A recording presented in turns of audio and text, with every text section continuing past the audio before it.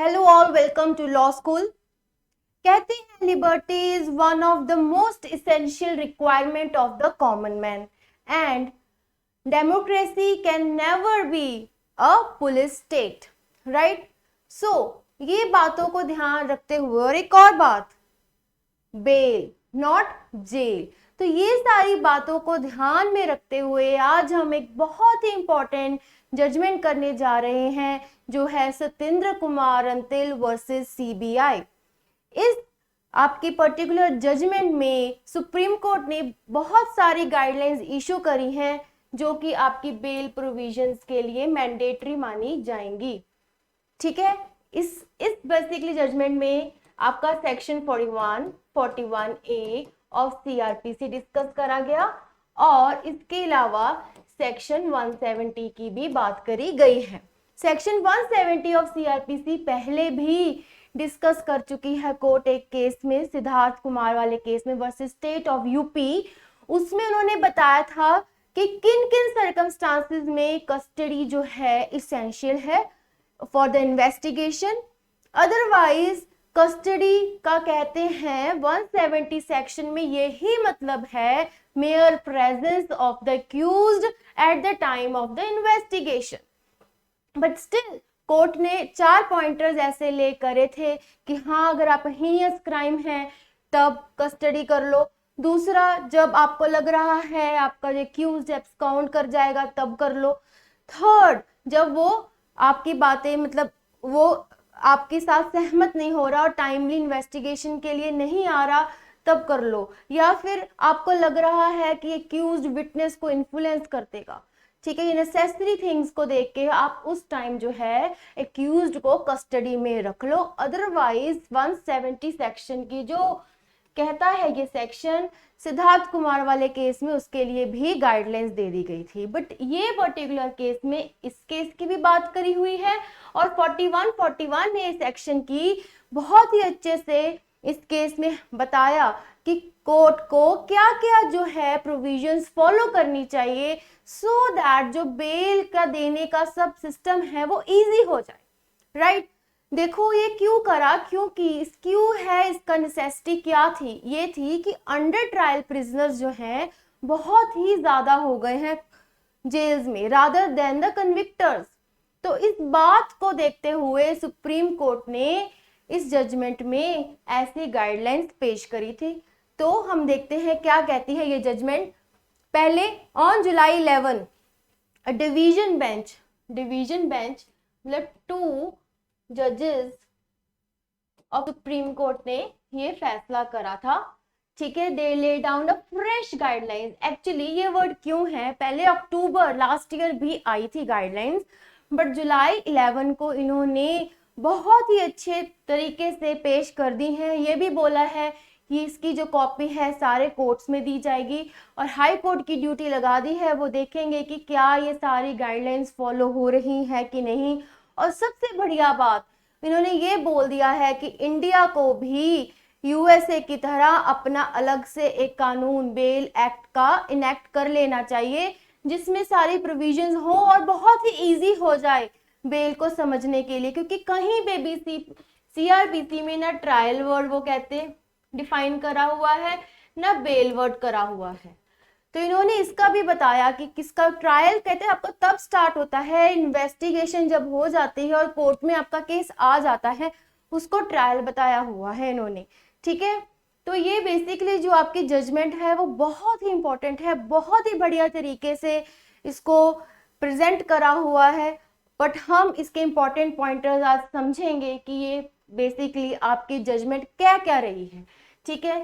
ये तो चलो आपकी क्लिपिंग है। नेक्स्ट हम इस पहले थोड़ा सा सत्येंद्र कुमार अंतिल वर्सेस सीबीआई के केस को समझते हैं कि उनके एग्जैक्टली क्या हुआ था जिस वजह से सुप्रीम कोर्ट ने ऐसी जजमेंट पास कर दी, ठीक है। In the present case, after the charge sheet was filed, the accused did not appear before the court that took cognizance of the charge sheet and instead had filed an anticipatory bail application.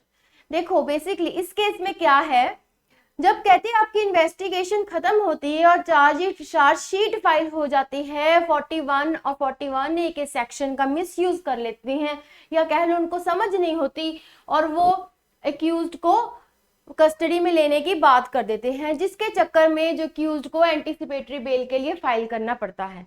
ठीक है, chargesheet file हुई, वो आया नहीं, फिर उसने anticipatory bail के लिए फाइल कर दी।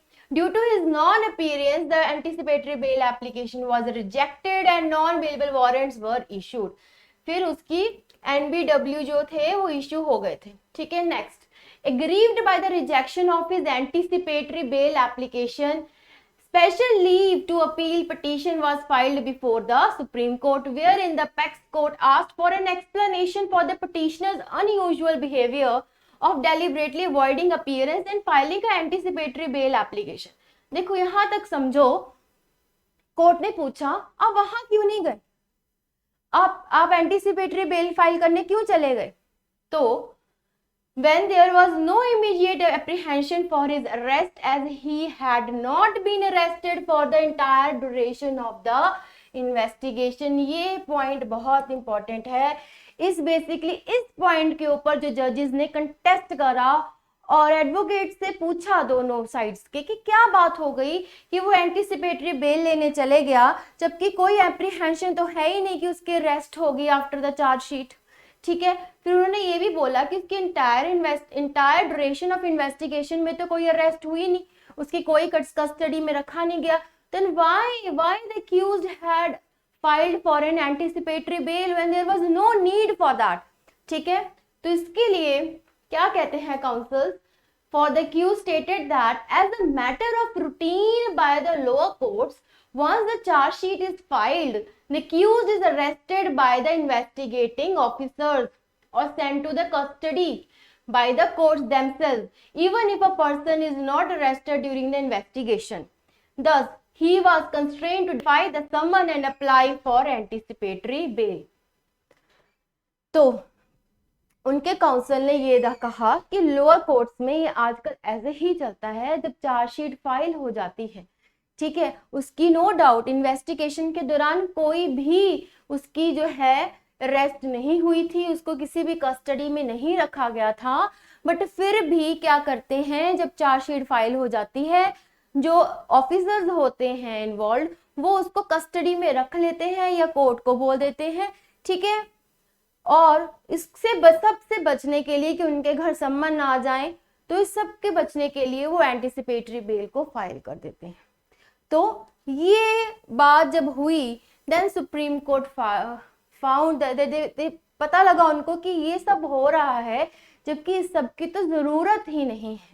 ठीक है, फिर उन्होंने ये भी देखा कि ठीक है ना, हमारे सीआरपीसी में कहीं से अच्छे से कस्टडी को समझाया गया है, ना बेल को समझाया गया है, ना ट्रायल को समझाया गया है, 41A और 41 का मिसयूज हो रहा है। जबकि आर्नेश जो आपका बहुत ही इंपॉर्टेंट केस है, Arnesh Kumar versus state of Bihar का, जिसमें बेल की गाइडलाइंस थी, ये केस आपका 498A पे बेस्ड था और उस पे गाइडलाइंस दी हुई थी और स्ट्रिक्टली बोला गया है कि आपको उस गाइडलाइंस को फॉलो करना है, बट फिर भी ऐसा कुछ नहीं हो रहा। ठीक है, तो दैट इज व्हाई कोर्ट ने बोला ये एक डेमोक्रेटिक कंट्री है, ना कि कोई पुलिस स्टेट है।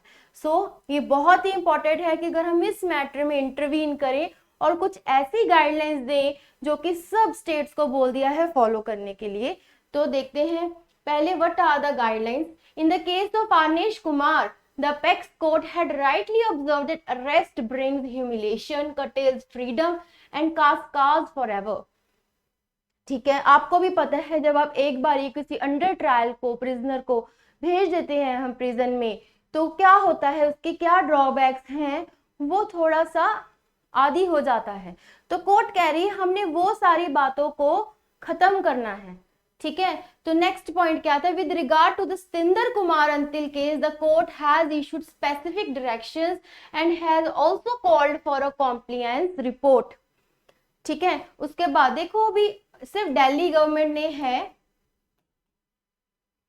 इशू करा हुआ है ये रिपोर्ट्स को, 209/109/2020 करके आती है, जिसमें उनको 41 और 41A के अंडर, स्पेशली 41A के अंडर जो नोटिस प्रोवाइड करना होता है, मैंडेटरी है, वो बहुत अच्छी गाइडलाइंस दिल्ली पुलिस ने लागू करी हुई हैं, ठीक है। उसके बाद the court said that the investigating agencies and the officers are duty bound to comply with the mandate of section 41 and 41A and the directions should be issued, ठीक है। देखो 41A आप यूज नहीं कर रहे हैं, जो आपका ये सिद्धार्थ वाला केस था उसमें 41A का यूज ही नहीं कहीं करा हुआ था। जो मैंडेटरी नोटिस पुलिस को भेजना होता है वो भेजा ही नहीं गया था, ठीक है। तो इस केस में इन्होंने पर्टिकुलरली बोल दिया है कि section 41 provides for the circumstances in which arrest can be made by the police without a warrant. आपको पता है सेक्शन 41 क्या कहता है, when arrest is made by the police without a warrant and but it mandates for reasons to be recorded in writing for every arrest and non arrest. तो उनको ये mandatory बोल दिया है कि आप चाहे विदाउट वारंट अरेस्ट कर रहे हो but reasons are to be recorded, right, and for every arrest and for every non arrest, right. And section 41A क्या कहता है, it provides for the requirement of a notice to be sent by the investigating agencies before making an arrest in certain conditions prescribed by the court. जब आपको arrest करनी है, investigating agencies को, officer को prior notice भेजना होगा which is mandatory. ये अब आपके रूल जो हैं फॉलो करे जाएंगे, सेक्शन 41 एंड 41A। और सेक्शन 170 की भी इसमें बात करी हुई है जो कस्टडी की बात करता है कि किन केसेस में आप कस्टडी कर सकते हो ड्यूरिंग एन इन्वेस्टिगेशन, राइट। अगर जरूरत है तभी करो, otherwise court says there is no need of any custody. अगर हाँ हीनियस क्राइम है या कोई नेसेसिटी आपको दिख रही है या आपको लग रहा है एक्यूज विटनेस को इन्फ्लुएंस कर लेगा, उन केसेस में आप करो, कस्टडी में रखो, but otherwise court says there is no need. Now what are the guidelines. पहले और सबसे इंपॉर्टेंट, पहले इस बात को आपको इस केस में समझना होगा। क्या है ये पहली बात, the supreme court has lead that the foremost conditions precedent for these guidelines to be applicable are the accused was not arrested during the investigation। सबसे पहली बात आपको ये देखनी है, ये जो नए गाइडलाइंस आए हैं अगर आपको उसके नीचे आपको उसकी वो चाहिए तो सबसे फॉरमोस्ट बात ये देखनी है कि एक्यूज्ड की इन्वेस्टिगेशन के दौरान अरेस्ट तो नहीं हुई थी। अगर इन्वेस्टिगेशन के दौरान एक्यूज्ड की अरेस्ट हुई है तब उसको इसका कोई बेनिफिट नहीं मिलेगा। Second point, that the accused cooperated throughout the investigation, including appearing before the concerned investigation officer whenever called. If these requisite conditions are not met, then these guidelines will not be applicable when the bail application is being considered। देखो जो Delhi police ने दी है, आप एक बार वो भी check करना, उसमें स्पेशल दिया हुआ है कि अगर आपको कोई नेसेसिटी काम आ गया है या कोई और इमरजेंसी आ गई, आप नहीं आ पा रहे हो, you should inform the investigating officer and he will be obligated to give you the other time, right. But ये नहीं, आप आ नहीं रहे हो, आप कोऑपरेट नहीं कर रहे हो, देन ये गाइडलाइंस का आपको कोई बेनिफिट नहीं मिलेगा, राइट। नाउ अब देखो इस केस में जब इसकी जजमेंट आई, जब रिसेंट 11 जुलाई को आई है, उसमें बेंच ने ऐसे डिवाइड कर दिए हैं आपके offences in 4 categories, category A, category B, category C and category D, ठीक है। ए में उन्होंने वो डाले हैं जो आपके जिसमें आपकी जो पनिशमेंट है वो 7 ईयर से कम है, ठीक है, सॉरी, जिसमें 7 ईयर से कम पनिशमेंट है,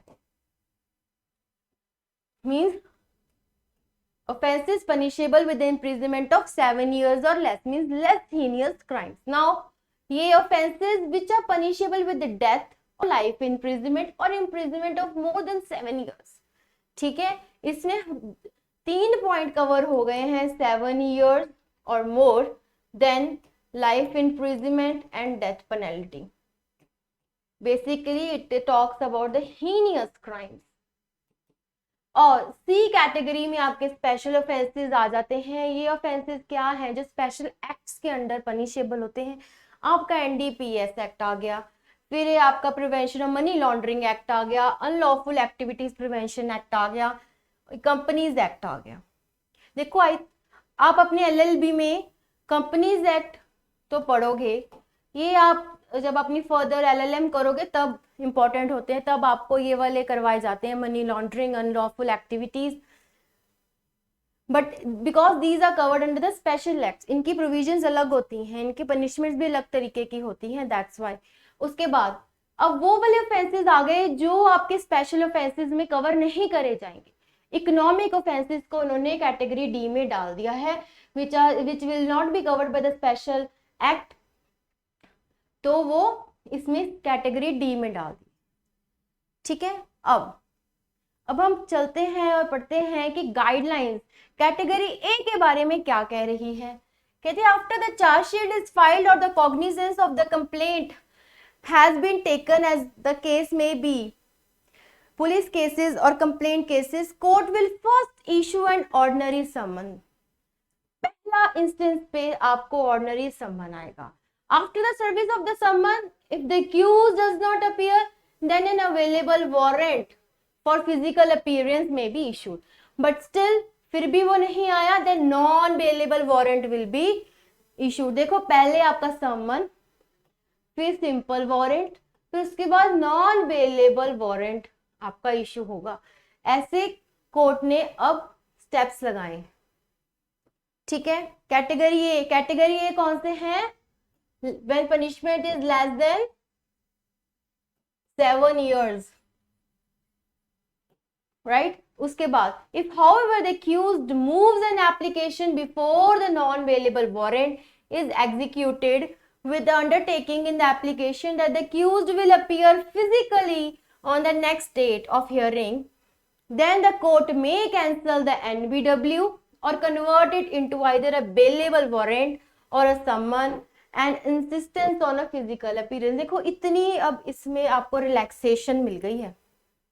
अगर आप किसी वजह से नहीं आते हो और आप एप्लीकेशन डाल देते हो before the non bailable warrant is executed, देखो एग्जीक्यूटेड याद रखना है, तब क्या कहते हैं कोर्ट आपको इतनी परमिशन दे देगी कि आप ठीक है आ जाओ फिजिकली, नेक्स्ट डेट पे आ जाओ. आपके जो एनबीडब्ल्यू है वो कैंसिल होके वो कन्वर्ट कर दिए जाएंगे आइदर बेलेबल वारंट्स में या समन्स में. ठीक है. यहां तक भी आपको रिलैक्सेशन होगी कि इसके एग्जीक्यूशन होने से पहले ही आप आ जाते हो तो आपको थोड़ी रिलैक्सेशन फिर भी मिल जाएगी. नेक्स्ट, द कोर्ट में also decide the bail application of such accused on appearance without taking the accused in physical custody or by granting interim bail till the bail application is decided. तो इस point में ये बोला गया है कि आपकी कोई फिजिकल कस्टडी नहीं होगी, आपको हम इंटरिम बेल भी दे सकते हैं. नो फिजिकल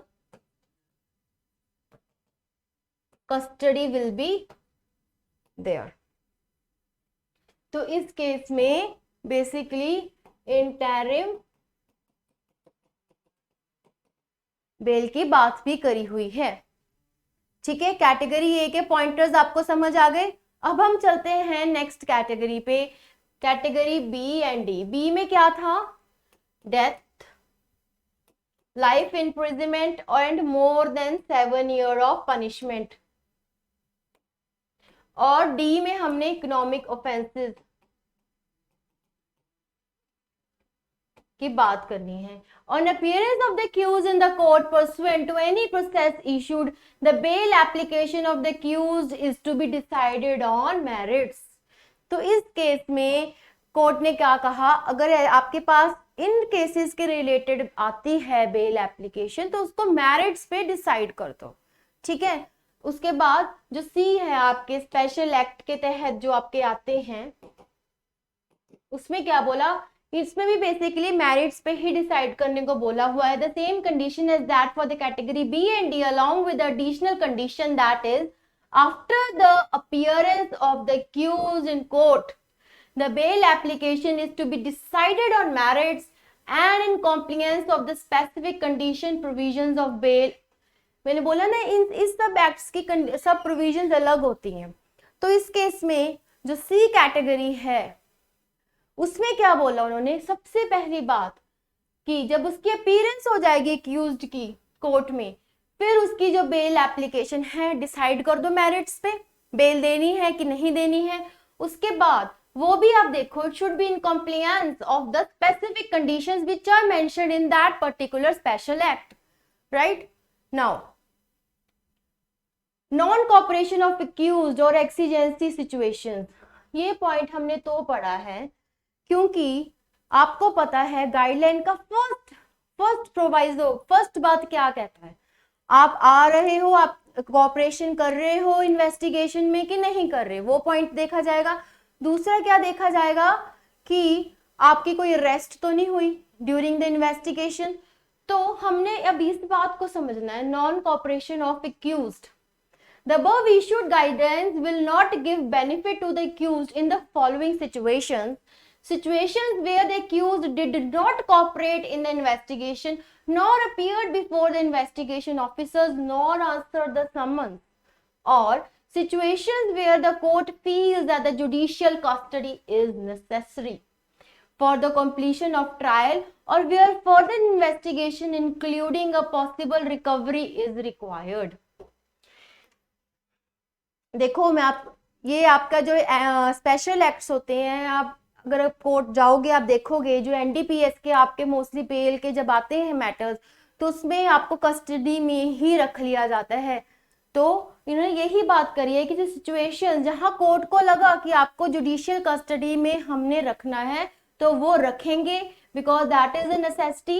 एंड क्योंकि उनको लगता है कि अगर हम और इन्वेस्टिगेशन इस केस की करेंगे तो हमें और कुछ और पॉसिबिलिटी है कि कुछ रिकवरी या कुछ हो जाए. तो दैट इज वाई बेसिकली इस पॉइंट में ये बोला गया है जुडिशियल कस्टडी होगी जहां उनको नेसेसिटी दिखेगी. ठीक है.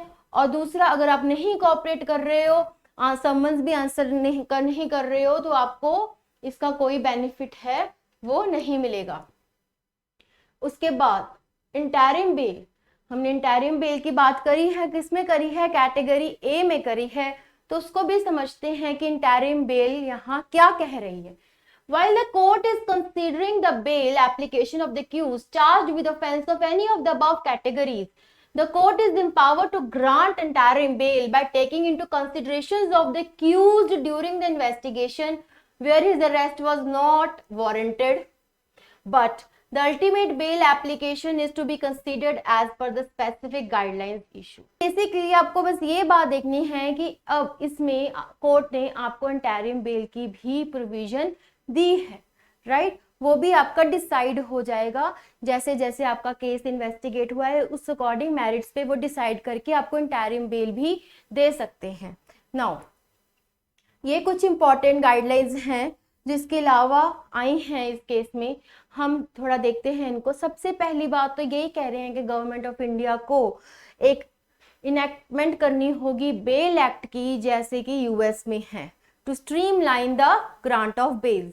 Now the other is, it is clearly stated that there need not be any insistence on a bail application while considering the application under 88, 170, 204, 209 of the code.